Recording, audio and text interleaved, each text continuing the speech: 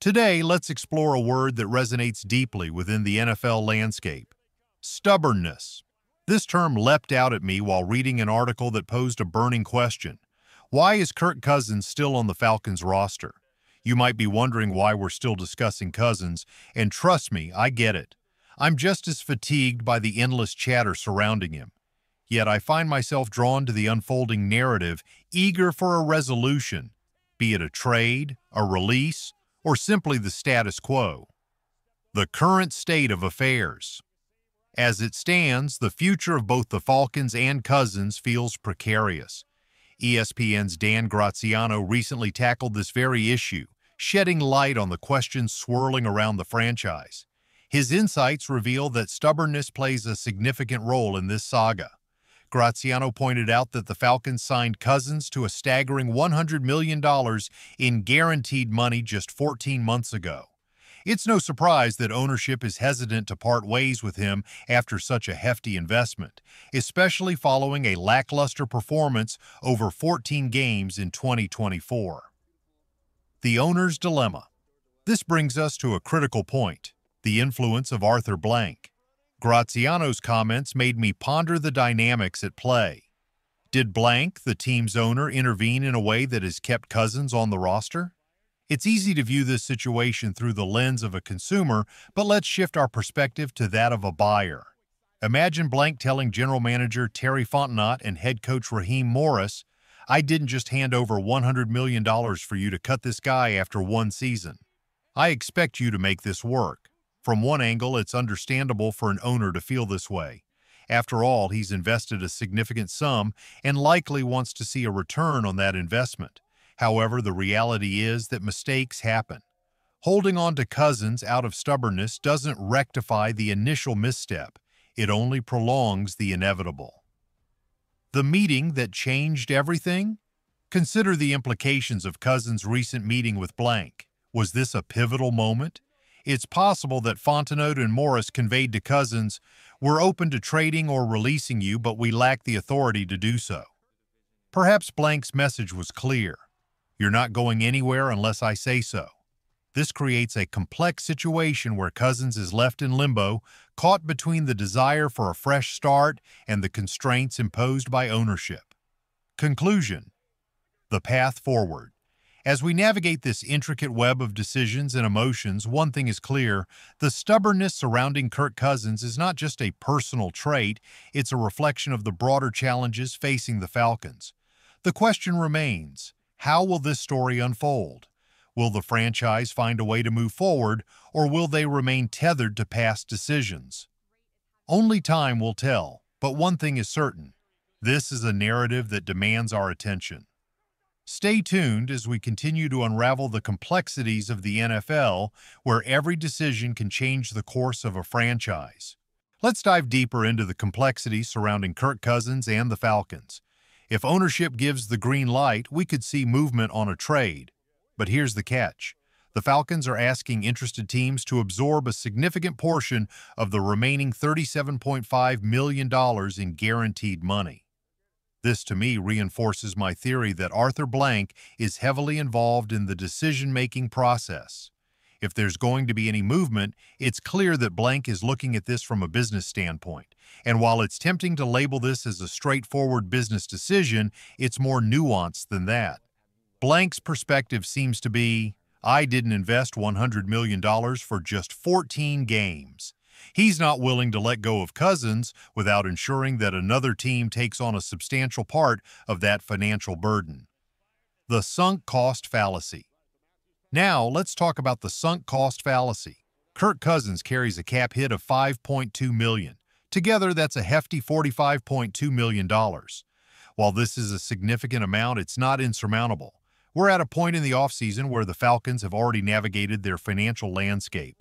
Terry Fontenot isn't waking up in a panic, reminiscent of Catherine O'Hara in Home Alone 2, exclaiming, "We did it again!"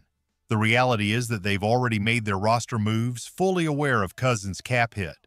Releasing him now won't magically create room for other players. The reality of dead money. Yes, it's a large figure for a backup quarterback, but the decision has already been made.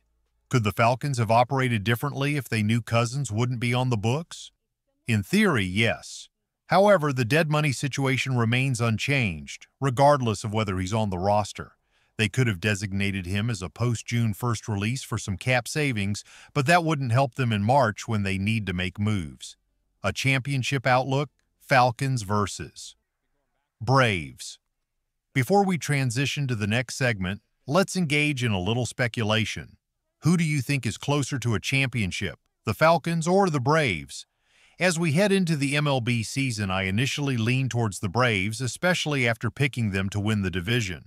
However, with their slow start and the Falcons gaining momentum in the offseason, I'm curious about your thoughts. Will Atlanta see a Super Bowl parade before the Braves celebrate another World Series victory? I want to say the Braves still have the edge, but if Pennant can turn things around quickly, we know how rapidly fortunes can shift in the NFL.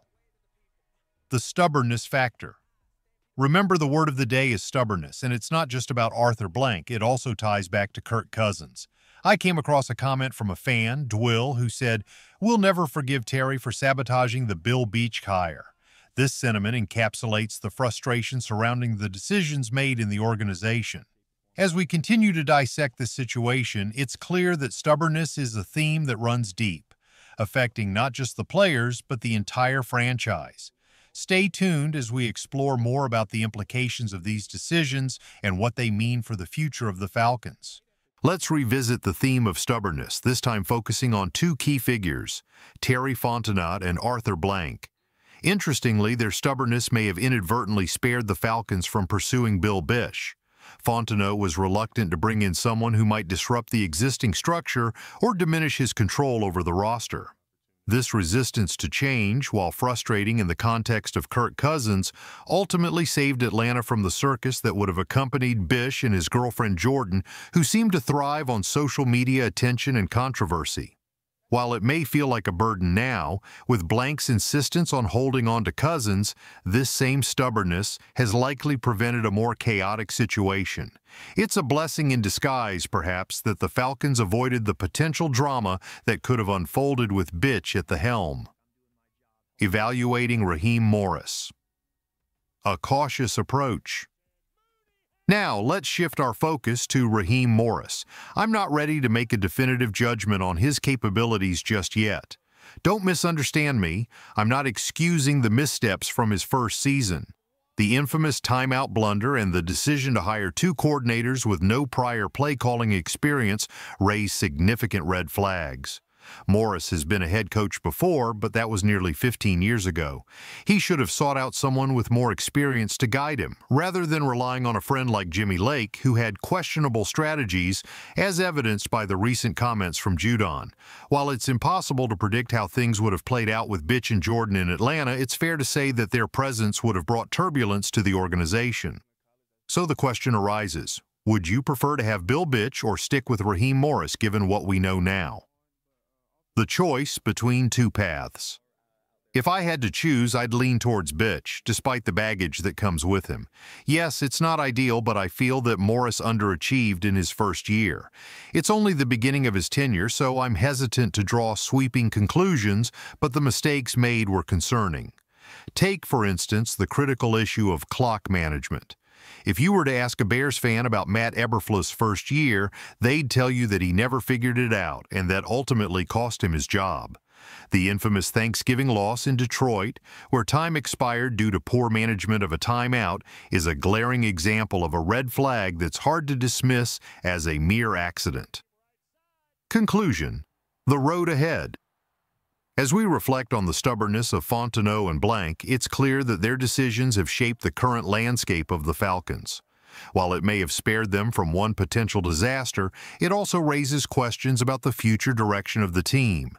As we continue to analyze the implications of these choices, one thing remains certain.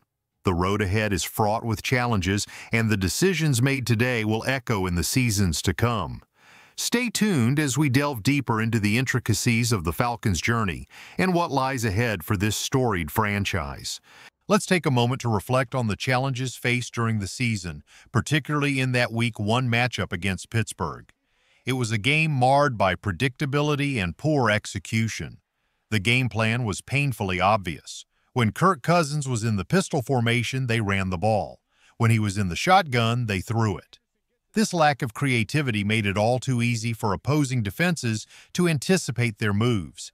These glaring issues raise significant concerns about the coaching staff's ability to adapt and innovate. With such red flags waving, it's hard not to wonder what alternatives might be available. Perhaps it's time to explore what lies behind door number 2.